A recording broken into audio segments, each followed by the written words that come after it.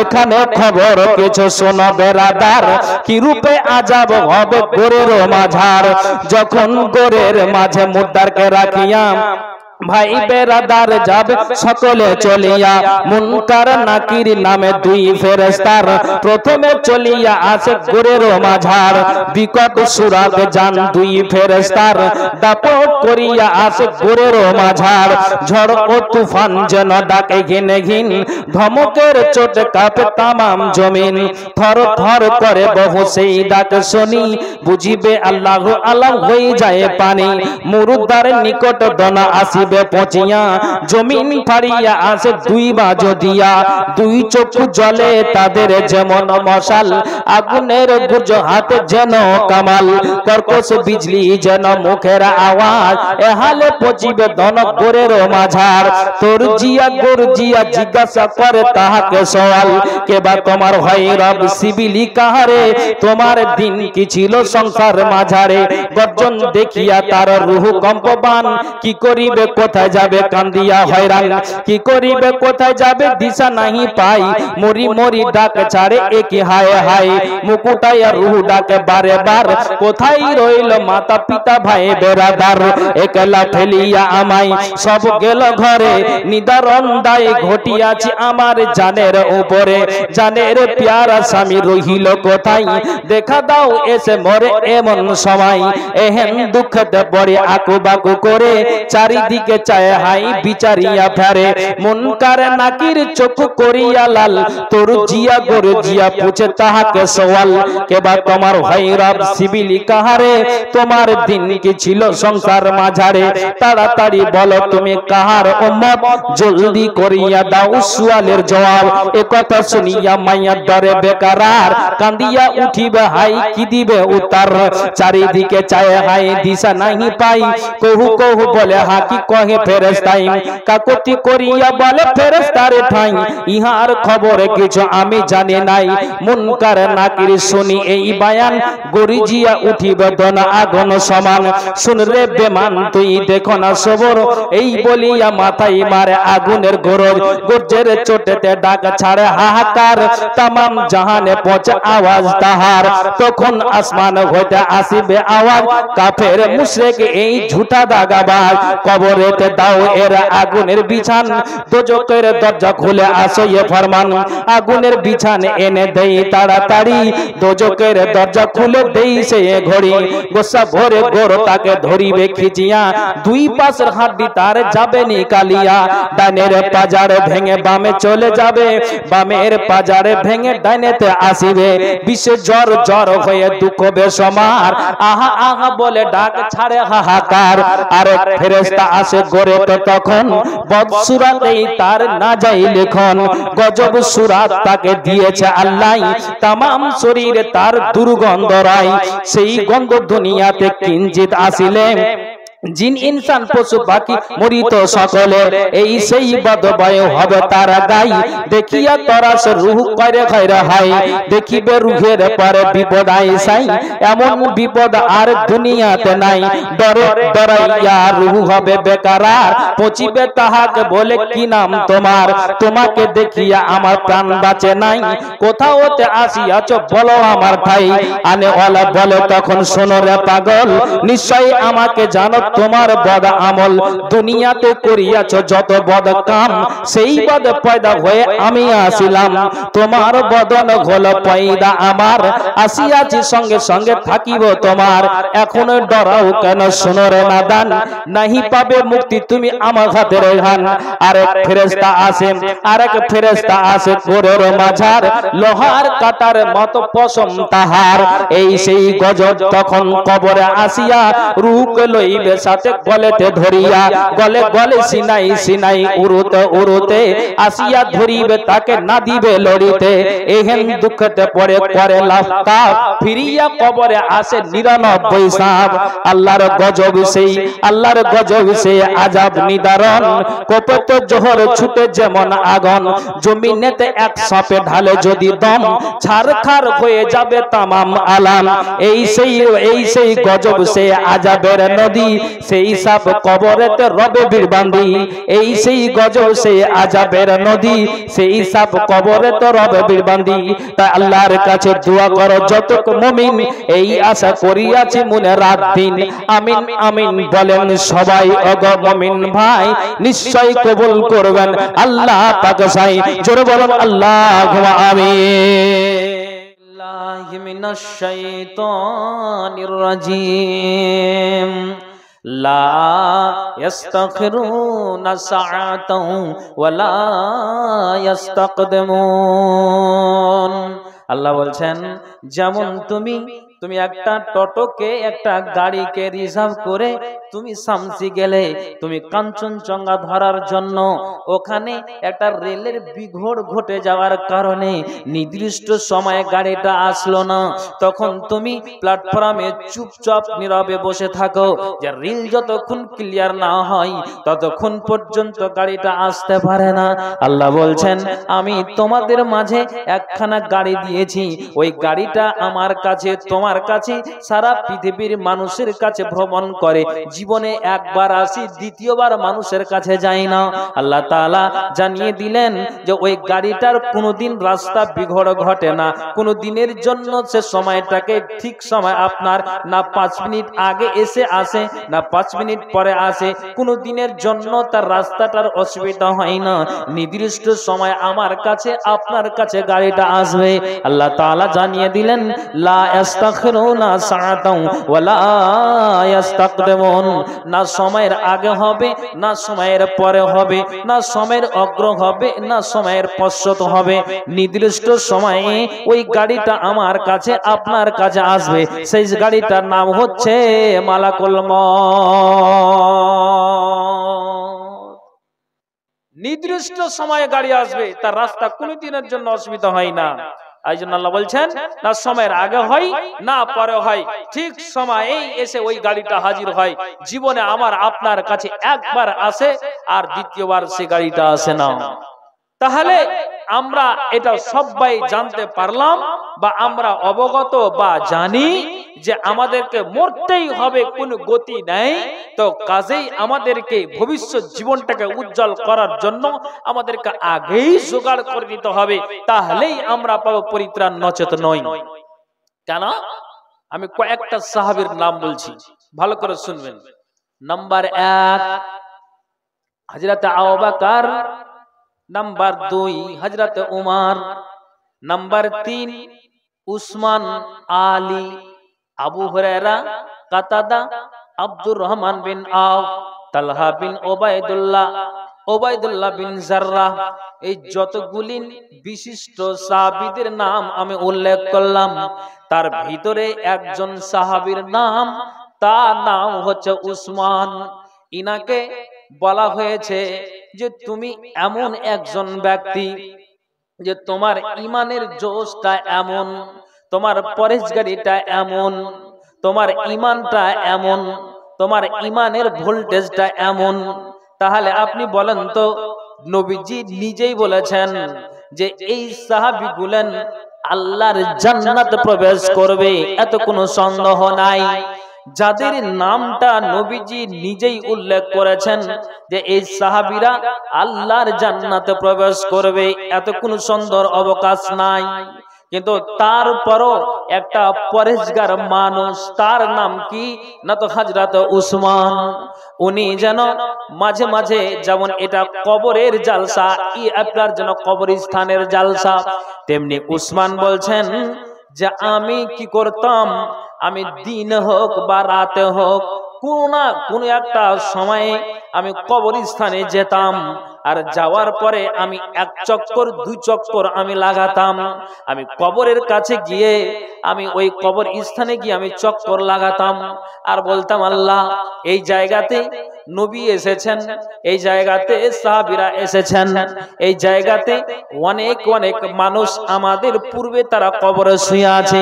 উসমান বলছেন আমি একটা কবরকে চিহ্নিত করে বসে গেলাম, আর ওই জায়গাতে বসে আমি এমনি এমনি কোনো কথা স্মরণ না করতে গেলেও আমার চোখ দিয়ে পানি চলে আসে। কেন আসে? আল্লাহ এই জন্য আছে যে আল্লাহ রে পৃথিবীটা এটা যদি যতই নিজের মনে করি, যতই জিদের অন্তরে গেঁথে নি, দুনিয়া ছাড়তে হবে আল্লাহ, এখানে চলে গিয়েছে আল্লাহ, আমাদেরকে আসতে হবে আল্লাহ। কাজেই উসমান তিনি নিজে বলতেন যে আমার ঈমান যা আছে, যখনই আমি কবরস্থানে যাই তখনই আমার ঈমানটা দ্বিগুণ বেড়ে যায়, আমার ঈমানটা আরো যেন আমার বেড়ে যায়, আমার ঈমানটা আরো তাজা হয়ে যায়। কাজেই আমি এই হযরত উসমান আমি ঈমানটাকে তাজা করার জন্য আমি মাঝে মাঝে আমি কবর স্থানে যেতাম আর আমি ওই আয়াতটাকে স্মরণ করতাম। কি আয়াত? আল্লাহ রে যতই আমরা দুনিয়াতে রুজি রুটির ব্যবস্থা করি না, কিন্তু আল্লাহ তাআলা কোরআনের আয়াতে তিনি ঘোষণা করেছেন লা ইস্তাখিরুনা সাআতাও ওয়ালা ইস্তাকদিমুন, নির্দিষ্ট সময়ে আমার কাছে আপনার কাছে ওই মালাকুল মউত আসবে, না সময়ের আগে হবে না পরে হবে। তো উসমান বলতেন যে আমি ওখান থেকে আসার পরে আমার মনটা ঠিক থাকতো না, আমি সুন্দর করে উজুটাকে আমি বানাতাম আর বানিয়ে আমি 2 রাকাত 4 রাকাত করে আমি নফল সালাতকে আদায় করতাম, আমি জিকির আজকারকে আদায় করতাম। আর আমার মতো একটা উসমান যাকে বলা হয়েছে এত পরহেজগার মানুষ, তারপরও উনি কাঁদতেন আর বলতেন আল্লাহ যখন নির্দিষ্ট সময়ে মালাকুল মউত আমার কাছে হাজির হবে, আল্লাহ তোমার কাছে অ্যাপ্লিকেশন যে আল্লাহ উসমানের যদি কোনো ভুল হয় তাহলে আল্লাহ নিহতের পূর্বে আমার জীবনের গুনাহকে আল্লাহ তুমি মোচন করে দাও। অথচ নবীজি ঘোষণা করেছেন তুমি অবশ্যই জান্নাতে যাবে, কিন্তু উসমান বলছেন যে আমি কবর থেকে আসার পরে আমার মনটা ঠিক থাকতো না, তখন আমি জিকির আজকার তাসবিহ তাহলিলে আমি যেন মগ্ন থাকতাম, আমি এই জন্য মগ্ন থাকতাম। আর আমি মাঝে মাঝে আমি আল্লাহকে আমি স্মরণ করতাম আর বলতাম যে আল্লাহ মালাকুল মউত যখন আমার কাছে নির্দিষ্ট সময় আসবে আমার যেন জানটা কঠিন ভাবে কবজ না হয়। আল্লাহু আকবার। তাহলে ইনি তো জান্নাতের সুসংবাদটা পেয়েই গিয়েছেন, তারপরও কেন তিনি এইভাবে স্মরণ করছেন? একটু ভেবেছেন? একটু ভেবেছেন? একটু চিন্তা করেছেন? জান্নাতি মানুষের মুখ দিয়ে কি আওয়াজ বের হচ্ছে? তাহলে আমি পাপী গুনাহগার কয়বার আমি স্মরণ করি, আমি কতবার আমি আমার মগজে উঠাই যে আজ আছি কাল সকালে নাও থাকতে পারি। আপনি স্মরণ করছেন? নবীজি কি বলছেন শোনো, ঈমান তাজা করবে তো কবরস্থানে যাবে আর এক কি করবে তুমি? চলো ফিরো ঘুরো উঠো বসো, তুমি যেখানেই যাও তুমি কি করবে? তুমি মাঝে মাঝে তুমি কবরটাকে তুমি স্মরণ করো, তুমি তোমার মরণটাকে স্মরণ করো।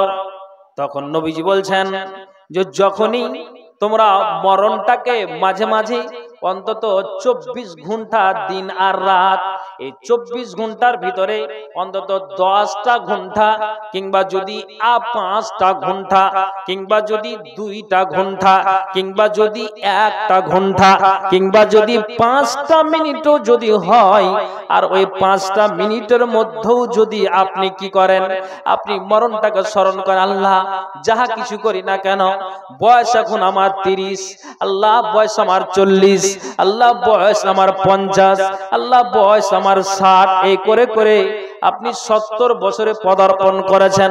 আপনি মগজি ধাপে ধাপে আপনি স্মরণ করছেন যে আমাকে মরতেই হবে, বাঁচার কোনো গতি নাই। তখন নবীজি বলছেন একটা মানুষ যদি দিনে অন্তত একবার মরণটাকে স্মরণ করে, ওই কবরটাকে স্মরণ করে, তো যা তার ভিতরে ঈমান আছে তার চাইতে দ্বিগুণ তার ঈমান বেড়ে যায়। একবার জোরে বলুন সুবহানাল্লাহ। জি, রাসূলের হাদিস আমি আপনাকে বলছি, তাহলে এইভাবে আমাকে আপনাকে মাঝে মাঝে স্মরণ করা উচিত। কি আমি আপনাকে বলছি, ভালো করে শুনবেন। হাদিসের ভাষ্যকার আবু হুরায়রা রাদিয়াল্লাহু তাআলা আনহু।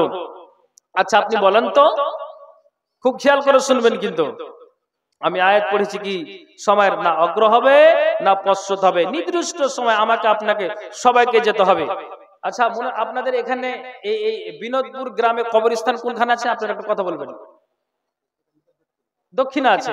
আচ্ছা মনে করুন জালসা শেষ করার পর একটা মানুষ সাইকেল নিয়ে কিংবা হেঁটে একাই কবরস্থানের পাশ দিয়ে যাচ্ছে, যেতে যেতে তখন একটু দাঁড়িয়ে গেল, রাত্রে যখন দাঁড়িয়ে গেল তো ওরে সুবহানাল্লাহ, কবরস্থানে আসলাম, একা একা কিন্তু বলছে যে আল্লাহ মোটামুটি আমার দাদির মরা 20 বছর হয়ে গেল, ওহ সুবহানাল্লাহ আমার মার মরা 5 বছর হয়ে গেল।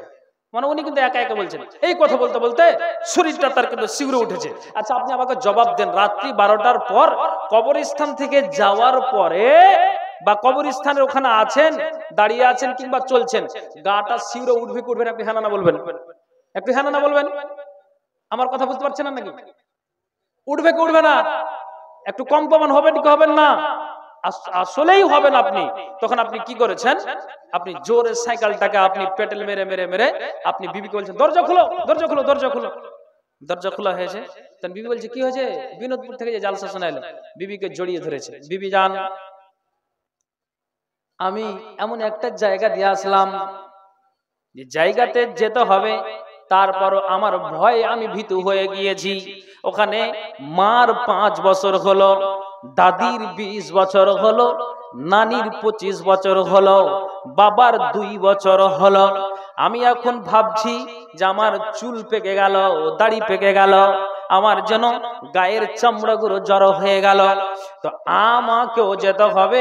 এই জন্য ওখানে আমার কোনো জিনের ভয় হয়নি, কোন চোর এবং গুন্ডা আমাকে তেড়েছে তার আমাকে ভয় হয়নি, রাস্তাতে কেউ আমাকে পিস্তল দেখিয়েছে তার জন্য আমার ভয় হয়নি। আমি যে এখান থেকে আমি যে তোমাকে জড়িয়ে ধরেছি, তো এটা কোনো মানুষের ভয়ে জড়িনি। আমার একটা স্মরণ আসলো, রাত্রি 12টার পর জালসা শেষ করার পরে যখন কবরের পাশ দিয়ে আসলাম, তখন ওই জায়গাতে ভয় আর থাকতে পারলাম না। একটু হ্যাঁ হু আর না বলবেন। এই লোকটা কবরের পাশে দাঁড়িয়ে থাকতে পারলো না 5 মিনিট। কথা আমার বুঝতে পারছেন তো? ভালো করে শুনবেন। আল্লাহ বলছেন লা ইস্তাখিরুনা সাআতাও ওয়ালা ইস্তাকদিমুন। আল্লাহ বলছেন বান্দা নির্দিষ্ট সময়ে তোমার আর আমার সারা পৃথিবীর মানুষের জান কবজ হবে না, সময়ের আগে হবে না সময়ের পরে হবে, নির্দিষ্ট সময়ে মালাকুল মউত এসে যাবে। এখন এই বিনোদপুর গ্রামের যেই ভাই আর যে বাপটা জালসা শোনায় বাড়ি ফিরে যাচ্ছিলেন, পার্শ্বে কবরটাকে দেখে 5 মিনিট দাঁড়াতে পারলো না, ওই জায়গা থেকে পলায়ন করে দিল, বাড়ি চলে গেল, নিজের বিবিটাকে জড়িয়ে ধরলো। বিবিরে আমার ভয় হয়েছে এই জন্য যে আমি কবরের কাছে আমি থাকতে পারলাম না, যদিও ওই কবরে আমাকে আপনাকে তোমাকে সবাইকে যেতে হবে, কাজেই আমি ওই জায়গা থেকে পালিয়ে আসলাম যেই জায়গাটা আমাকে যেতে হবে। কিন্তু নবীজি বলছেন এমন একটা দিন আসবে, এমন একটা সময় আসবে, এমন একটা দিন আসবে, এমন একটা সময় আসবে, এমন একটা দিন আসবে, এমন একটা সময় আসবে। রাসূল বলছেন যে এই আপনার বিনোদপুর গ্রামের কোন একটা পুরুষ, কোন একটা মহিলা নিজেই তারা একটা কবরস্থানে যাবে, আর কবরস্থানে গিয়ে যে কবরস্থানের উন্নতি কল্পে জালসা, এমন একটা দিন আসবে। নবীজি বলছেন যে ওই যেই পুরুষটা আপনার 5 মিনিট দাঁড়িয়ে থাকতে পারেনি, পালিয়ে গিয়েছিল, এমন একটা দিন আসবে, সময় আসবে যে ওই পুরুষ কিংবা মহিলা কবরের পাশ দিয়ে যাওয়ার পরে কোন একটা কবরকে বুক পাড়া দিয়ে জড়িয়ে ধরবে আর বলবে আল্লাহ এই কবরে আমার দাদি আছে 20 বছর হয়ে গেল, তো 20 বছর আগে কেন আমার মরণ হলো না? আল্লাহ ওই কবরে আমার নানি আছে 25 বছর হলো, 25 বছর আগে কেন আমার মরণ হলো না? আল্লাহ ওই জায়গাতে আমার দাদু আছে আজকে 40 বছর হলো, 40 বছর আগে কেন আমার মরণ হলো না? আল্লাহ ওই জায়গাতে আমার নানা আছে 50 বছর হলো, 50 বছর আগে এই বিনোদপুর হতভাগার কেন মরণ হলো না? তখন ওই কবরটাকে বুক পাড়া দিয়ে জড়িয়ে ধরবে আর কাঁদবে যে মানুষটা 5 মিনিট দাঁড়িয়ে থাকতে পারলো না, ওই মানুষটা আবার এমন একটা দিন আসবে, সময় আসবে যে ওই মানুষটা নিজেই যেন কবরকে জড়িয়ে ধরবে আর কাঁদবে। আল্লাহ, যদি 50 বছর আগে মরণ হতো তাহলে কিন্তু আল্লাহ আমার সব চাইতে ভালো হতো। নবীজি বললেন, সাহাবীরা বললেন, কেন এই লোকটা কবরের পাশ দিয়ে যাবে আর একটা কবরকে জড়িয়ে ধরে কান্নাকাটি করবে? হাদিসের রাবী ভাষ্যকার নবীজি বলছেন, সাহাবীরা শোনো, পৃথিবীতে এমন একটা দিন আসবে, এমন একটা সময় আসবে, নিজের বাপকে ওই ছেলে হাসুয়া দেখাবে, তারওয়াল দেখাবে, আর ওই হাসুয়া দেখে বাপের গর্দানে লাগাবে, মায়ের গর্দানে লাগাবে, ভাইয়ের গর্দানে লাগাবে। ওই ছেলে কি করবে? আপনার যার 10টা ছেলে আছে, নিজে মরণকে পারোয়া করবে না, আপনার দুনিয়া কাউকে পারোয়া করবে না, নেতা মাথাকে পারোয়া করবে না, 10 জন ছেলেকে নিয়ে কার আইল দাবিয়ে খাবে, কে পড়োশির কার হক মেরে দিবে, কে কাকে খুন করবে, কে কাকে মার্ডার করবে। যখন সারা পৃথিবীতে নবীজি বলছেন আর কি হবে গে জানো হে, রাস্তা ঘাটে নবীজি বলছেন এটা হারাজুনা তাহারুজাল হুমরে, যেমন একটা গাধা একটা গাধীর সঙ্গে রাস্তাতে মিলন ঘটিয়ে দেয়, তেমনি নবীজি বলছেন এমন একটা দিন আসবে, এমন একটা সময় আসবে যে নারী আর পুরুষ যেন রাস্তাতে আপনার অন্যায় অবৈধ কাজে লিপ্ত হবে। তখন এই একটা মানুষ এইগুলো বরদাস্ত করতে না পেরে অবশেষে কোন জায়গাতে জায়গা না পেয়ে বাংলাদেশ পাবে, জায়গা পাবে না, ওখানেও দেখছে ওই দশা শুরু হয়ে আছে। আপনার ভারতের মাটিতে যখন আপনার দিল্লি, মুম্বাই, কেরালা যাবে, ওখানেও দেখছে এই হালাত হয়ে আছে। আপনার ভারত পেরিয়ে শ্রীলঙ্কার মাটিতে যাবে, তখনও ওই হালাত হয়ে আছে। পাকিস্তান যাবে, ওই হালাত হয়ে আছে। অবশেষে ওই মানুষগুলো কোন জায়গা জায়গা না পেয়ে তখন কবরের কাছে গিয়ে বুক পাড়া দিয়ে ধরবে আর বলবে, আল্লাহ রে, যদি 50 বছর আগে মরণ হতো তাহলে দুনিয়ার মুসিবত থেকে বেঁচে যেতাম। একবার জোরে বলেন সুবহানাল্লাহ। এমন একটা দিন আর এমন একটা সময় চলে আসবে, এখন মরণ দেখে আমি কি করি? একটা মানুষকে জিজ্ঞেস করুন, নামাজ কেন পড়ো না? পড়ি না জি ভাই, একটু অসুবিধা আছে। রোজা কেন রাখো না? অনাহারে থাকতে পারি না। টাকা পয়সা যে দান খায়রাত কেন করো না? মুলবিরা শুধু দান আর দান, আর কোনো কি ভাষা আছে? তখন ওকে যদি বলছি যে মরবে না, তখন বলছে হ্যাঁ হ্যাঁ মরতে হবে, এটা তো তখন আর না বলে। তো না যখন বলে না, তো না এর কাজ কেন হয় না? হয় না তার কারণ যে তার ঈমান আউট হয়ে আছে। কথা বুঝতে পারছেন কি? তো নবীজি কি বললেন, এমন একটা দিন আসবে মানুষ নিজেরাই কবরস্থানে গিয়ে বুক পাড়া দিয়ে ধরবে আর বলবে, আল্লাহ 50 বছর আগে যদি মরণ হতো তো সবচেয়ে ভালো হতো। কথা বুঝতে পেরেছেন? জি, রাসূলের হাদিস, একবার সহিহ সূত্রে হাদিসটা বর্ণনা। তাহলে এমন একটা সময়ের দিন আসবে, তার আগেই এই দুনিয়ার বিপদের জন্য মরণটাকে চাইবে। আপনি মনে করুন, যখন আমরা আপনারা বড় বড় জংশন স্টেশনে, যেমন কাটিহার জংশন স্টেশন, বারসইটা জংশন স্টেশন, কুমেদপুর ছোটখাটো জংশন স্টেশন, এগুলো জংশন স্টেশন নয়? জংশন বুঝতে পারলেন না? হ্যাঁ, তো একটু হ্যাঁ হু করবেন। আচ্ছা, আমার কথাটা আপনারা কি বিরক্ত হচ্ছেন নাকি? হ্যাঁ, তো কথা বলবেন যে ভাই, তাহলে আমি ভাববো যে না, আপনারা আমার দিকে চেয়ে আছেন। তো জংশন স্টেশন, বড় বড় মালদা টাউনে বা বড় বড় এইরকম স্টেশন গুলোতে কি খবর হয় জানেন? মাঝে মাঝে 5 মিনিট, 2 মিনিট, 4 মিনিট পর পর একটা খবর দেয়। কি বলে? অনুগ্রহ করে শুনবেন, কোন অজানা ব্যক্তির কাছে কিছু খাবে না, যাতে করে আপনাকে বেহুশ করে আপনার মাল লুট করে নিতে পারে। এই খবর শুনেছেন মাইকে? বলে না? বলে অনুগ্রহ করে শুনবেন, কোন অজানা ব্যক্তির কাছে কিছু খাবে না, যদি খেতে যাও তাহলে তোমাকে বেহুশ করে তোমার মাল লুট করে নিতে পারে। শুনেছেন কি শুনেননি? তাহলে কেন বলা হয়? তখন আপনি মাইকের এই খবরটা শুনে আপনি কি করলেন? নিজের ব্যাগটা যদি দূরে থাকে তাহলে আপনি ওটাকে নিজের আপনি আয়ত্ত করলেন। যদি আপনার কোনো কিছু সামান দূরে থাকে, মাইকের আপনি আওয়াজ শুনে ওইটাকে আপনি আবার নিজের বুকে আপনি করলেন। কেন করলেন? যে আপনি নিজে বলছেন যে আমার জন্য ব্যাগে অ্যান্ড্রয়েড মোবাইল আছে, ঘড়ি আছে, চশমা আছে, সামান আছে, আমার জন্য পোশাক আছে, টাকা আছে, আর কিছু আছে, খাবার আছে। যদি ব্যাগটা চুরি হয়ে যায় তাহলে কিন্তু কিন্তু আমার সবকিছু বুনিয়াদ শেষ হয়ে যাবে।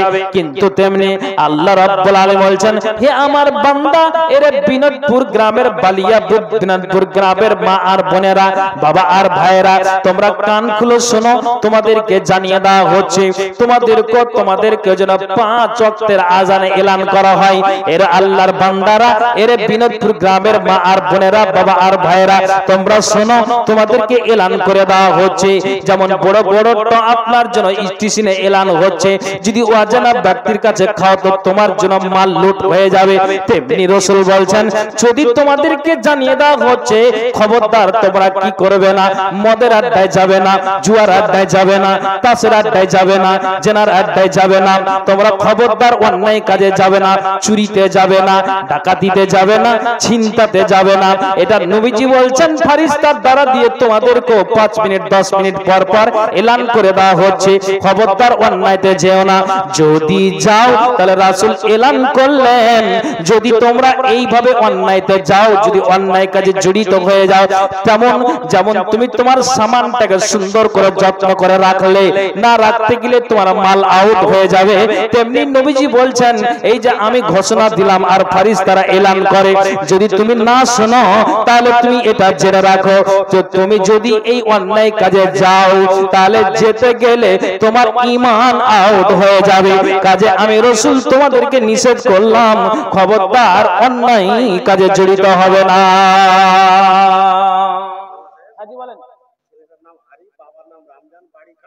আচ্ছা আচ্ছা, মাসির বাড়ি এসছে, ছেলেটার নাম আরিফ, বাবার নাম কি আছে?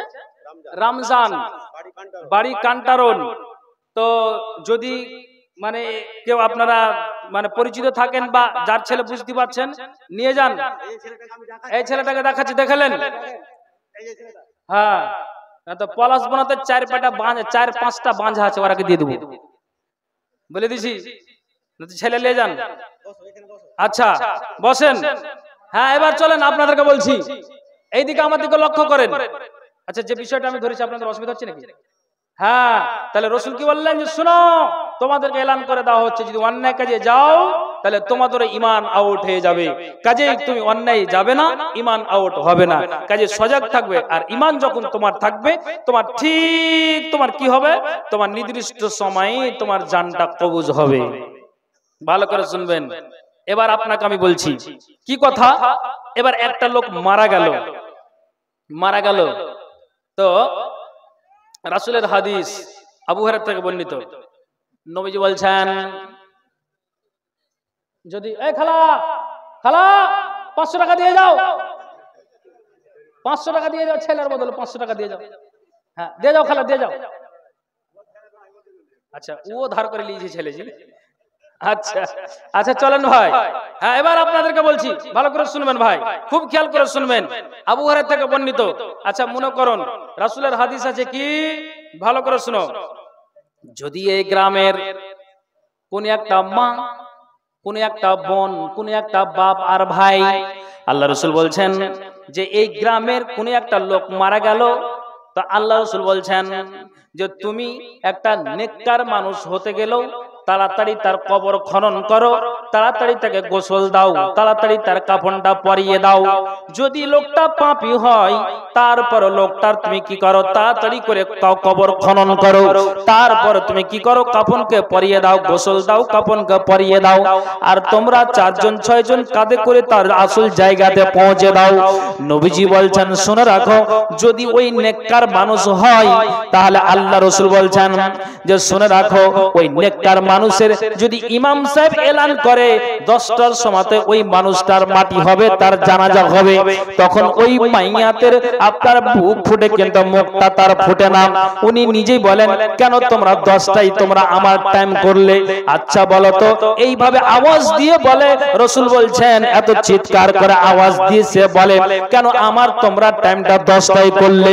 আচ্ছা বলো তো, আমি দেখছি যে যেই জায়গাতে বিনোদপুর গ্রামের দক্ষিণে আপনার যে কবর স্থানটা আছে ওই বিনোদপুরের মানুষটা বলছে, তার মানে লোকটা বলছেন, আল্লাহ রাসূল বলছেন ফা ইন তাকু সালিহাদান, লোকটা যদি নেককার হয়, লোকটা যদি পরেজগার হয়, তখন আওয়াজ দিয়ে বলে কেন আমার 10টায় তোমরা টাইম করলে?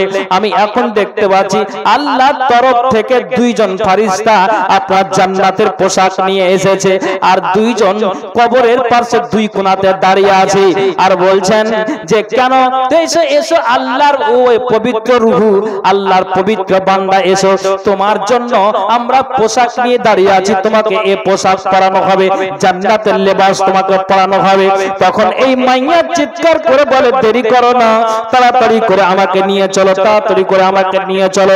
কিন্তু নবীজি আমার বলছেন যদি লোকটা কি হয়, ওয়া ইন কুনতুন্না গায়রা সালিহাতিন, যদি লোকটা কি হয় নেককার না হয়, দিনদার না হয়, পরেজগার না হয়, আর মাইকে যদি 10টার সময় এলানো হয়, তখন মাইয়াটা কাঁদে আর বলে কেন আমার জন্য তোমরা 10টায় টাইম করলে?